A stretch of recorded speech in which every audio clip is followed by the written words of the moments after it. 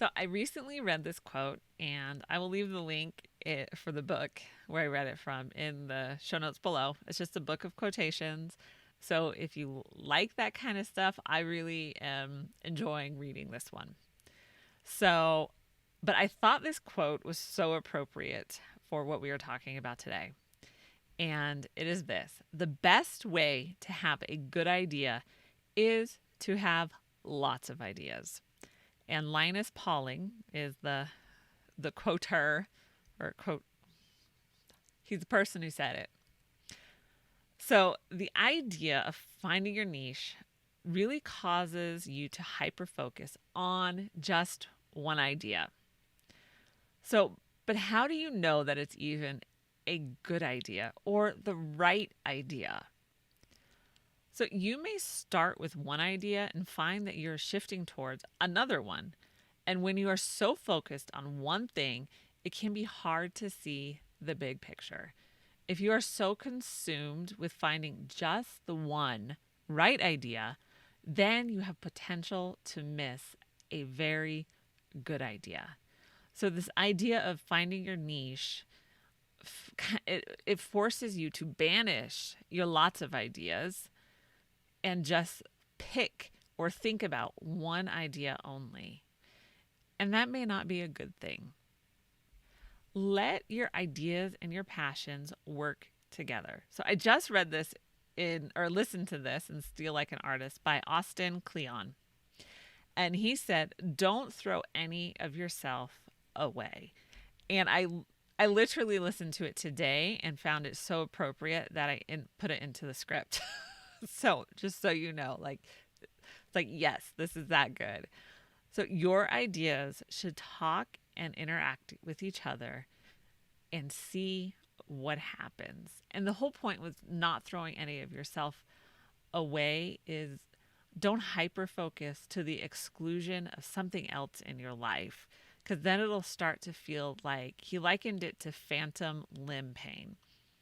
So the idea, like when you lose a limb, survivors will tell you that sometimes they still feel the limb there. So if you cut something off from your ideas or personality or passion, then it's like a phantom limb pain. It'll always still be lingering there in the back of your mind. So don't throw any of yourself away. So let me say this at this point. I am not saying that finding a niche is a bad idea or a wrong one. But when we hyper focus on one idea to the exclusion of all others, then we have a problem. And so many business books and blogs tell you to focus on one thing. They tell you to exclude everything else, throw part of yourself away, and just focus on one thing. But what if you are a generalist? And that's what I am getting at is it is an extremely frustrating process for a generalist to live in a specialist world. So if your knowledge is wide, in other words, you know a lot, you know quite a bit of stuff about a wide range of topics, but you might not be an expert in any of those topics. That's what a generalist is. A specialist they may know a little bit about other topics, but their focus is on one specific topic. That is a specialist. So if you are a generalist and we live in a specialist world, everything around us always tells us to specialize. It's like trying to force your skills and knowledge into a very specific cubbyhole, and it will be awkward and frustrating. Think square peg, round hole. So let's talk about a reason for finding your niche. So finding your niche, like again, I am not saying it's a bad idea. I'm just saying we need to step back from hyper focusing on this idea. So finding your niche is not a bad idea. It just may not be the right idea for you. So Forbes gives as the number 2 reason businesses fail is because they didn't define their niche. The idea being that you can't be everything to everybody. And this is true. So even as a generalist, you can't be all things to all people. But as a generalist, you have a broader reach, and you can make money as a generalist without finding your niche. You still can be successful and have a business that doesn't fail. So let's move with me, will you? Let's move from hyper focusing on one idea and start exploring outside of the box. So finding your niche can lead to a successful business, but you can also start a successful business without finding your niche. Both can work. So, as I promised, I am going to give you a glimpse of your Mom Boss 2.0 workbook that specifically takes you step by step through how to start a business without a niche so that you can break free from the 9 to 5, be your own boss, raise your kids, and enjoy your life. All right, so let's look at the workbook right now. Okay, so here's the cover. I had to show that off. But let's look at... So this is the outline of what we will be covering in the book. So the first one, we're going to talk about your why. Number 2, we're going to talk about determining the type of business you want. Number 3, we're going to create your one-liner or your elevator pitch. Yeah, I've heard it both ways, said both ways. Then we're going to really dive into what services do you want to offer. Because just because you're good at something, it doesn't mean you should be doing it. This has nothing to do with niche. I am a firm believer that while you don't have to be passionate about sending invoices and writing letters or emails to people, you should still like what you're doing. So number 5, we're going to talk about potential clients. Now, this is going to be different than what you see in a lot of places where they teach you how, about potential clients.